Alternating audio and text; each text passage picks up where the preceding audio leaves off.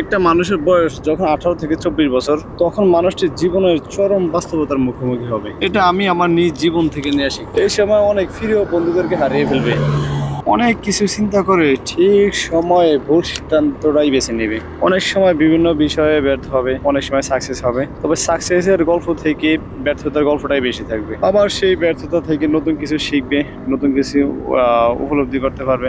মাঝে মধ্যে নিজেই নিজেকে চিনতে খুব কষ্ট হবে, নিজেই নিজেকে চিনতে পারবে না। অনেক কঠিন পরিস্থিতির মধ্যে দিয়ে সময় পার করতে হবে। হতাশা, একাকিত্ব, বিষণ্ণতা, প্রিয়জনদের দেওয়া কষ্টগুলো কখনোই পিছু ছাড়বে না। যাদেরকে এই দুনিয়ারে সব থেকে বেশি ভালোবাসতে, তারাই এক সময় ছেড়ে চলে যাবে। যে সকল মানুষদেরকে উপরে ওঠার সিঁড়ি দেখাবে, ওই সকল মানুষগুলো এই সিঁড়ি থেকে ধাক্কা দিয়ে নিচে ফেলে দিবে। সময়ের সাথে সাথে সব মানুষগুলো পরিবর্তন হয়ে যাবে, বিশ্বাসঘাতকতা করবে, মুনাফিকি আচরণ করবে। ওই সময় কষ্ট লাগবে, খারাপ লাগবে, অনেক বেশি আপসেট হয়ে যাবে। ওই সময় এমন কিছু করার কথা মাথায় আসবে যা কখনো ভাবিও নাই, যা কখনো চিন্তাও করিনি। এমনকি সুইসাইড করার মতো ফালতু ও নিকৃষ্ট চিন্তা মাথায় আসতে পারে। তবে এগুলা থেকে দূরে থাকতে হবে, এগুলা মাথায় নেয়াই যাবে না, মতেই নেওয়া যাবে না।